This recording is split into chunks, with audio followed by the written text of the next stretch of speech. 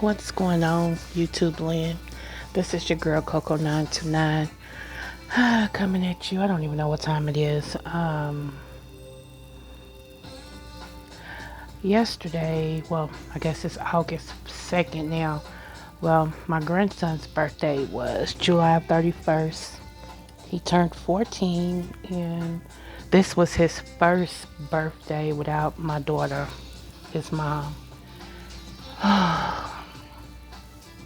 Y'all, it brought back all these memories, you know, and especially of the night we found her, and man, y'all.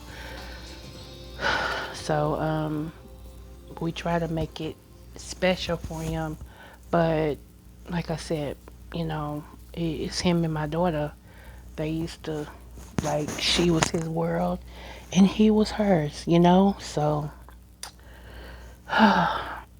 his first birthday without his mom, and right after, like 30 days after we found her dead.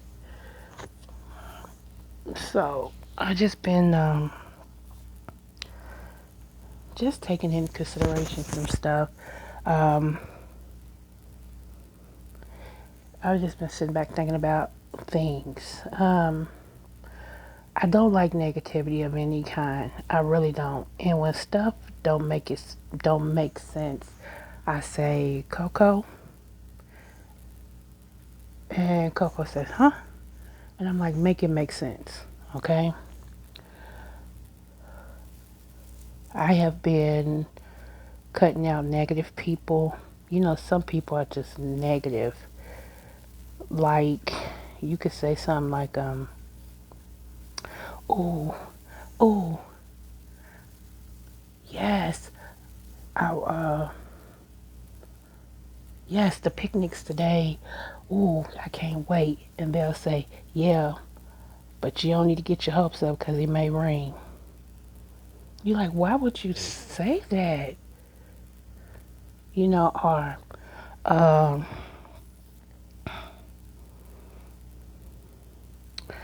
I like strawberries. Them are so good. Strawberries are nasty. Yuck. Nothing nutrition is about them. Nothing good is. You like, why are you so negative? Why are you so negative? See, y'all have to watch negative people like that tends to latch on to positive people because they are what you call spiritual um, or emotional vampires. They steal your positivity. They suck the life out of things, and you be feeling good, and all of a sudden you start feeling bad. It's because they so negative. You know, I just can't do it. I just can't. Like I said, I have been limiting a lot of people, you know, over the last 24 hours on how I deal with them or who I deal with. I've been very, very skewed on the conversations because I don't do negativity. I can't stand it, you know. So,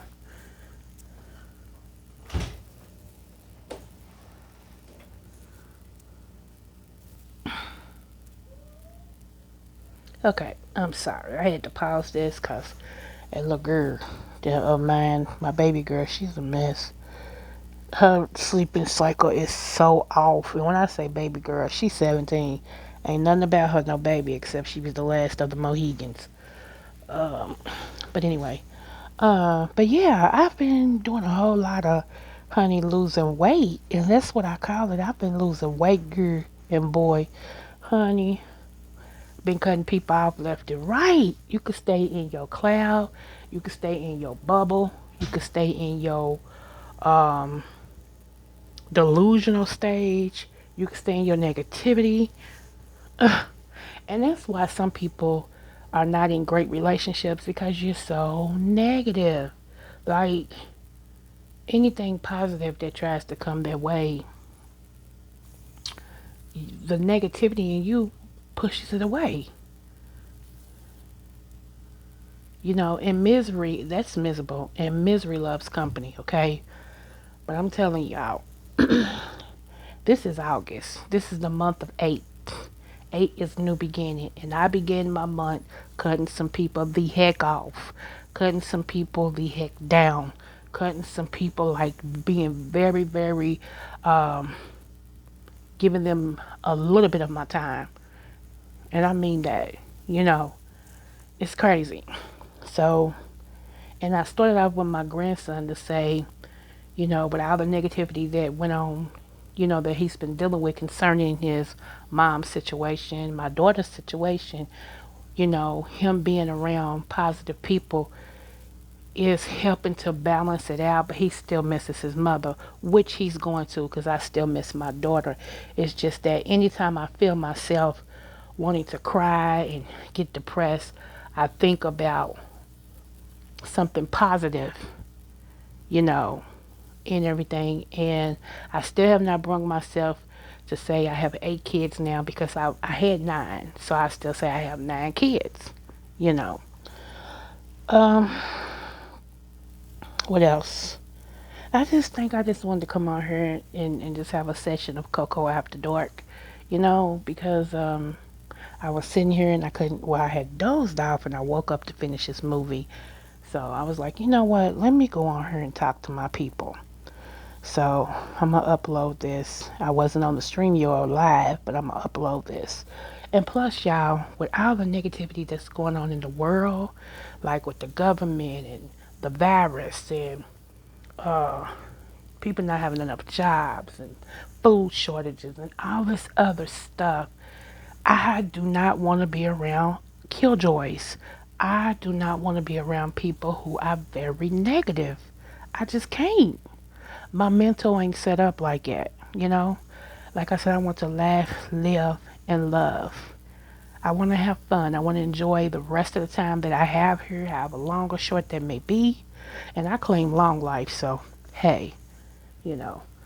But just be careful, y'all, because like I said, some people sneak in your life one way, and then they show up, then the true them come out, and you like, dang, where this person come from? Cause this ain't how you introduced yourself to me. Cause this one person, I thought this person was well grounded. I thought this person was full of positivity because that's how they came off. And I was like, yes. So I added them in my arsenal of positive people, right, that I have around me. But I started to see that over time, they were negative, more negative, more negative. I'm like, wait a minute. Okay, let me just, let's start over. Let me give them another chance. And it's like the more chances, the worse the negativity gets. And I'm like, and then with my situation, like I said, with my daughter, I don't have time for that. I'm still trying to heal from that. I don't have time for people that's not sure about nothing. And then when you say something, they can't hear what you're saying because they're already thinking about what they're going to say in their mind. Have y'all ever run against people like it? Like, you'll be saying something, they'll ask you a question, and you go to answer, but they already talking, or they already trying to get something out because they got to hurry up and say what they thinking. They don't give you a chance to answer. You like, well, you already answered, so you might as well go ahead. That's because they're not good listeners. They're too busy, and that's being a self-centered person. They're too busy. In other words, what they have to say is more important than what you have to say. So, see, if you watch, people will show you who they truly are. You can only fake the funk for so long. With me, what you see is what you get. Point blank, period. Straight up, no chaser. You know, it depends on what day you get me, whether or not you get cussed out. Now, don't get me wrong. I'm not a cusser, but sometimes people bring that out of you. That's another thing I learned. That's another thing.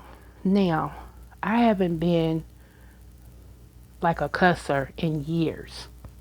And I mean years because, like I told y'all, when I really went into the ministry, a whole lot of stuff.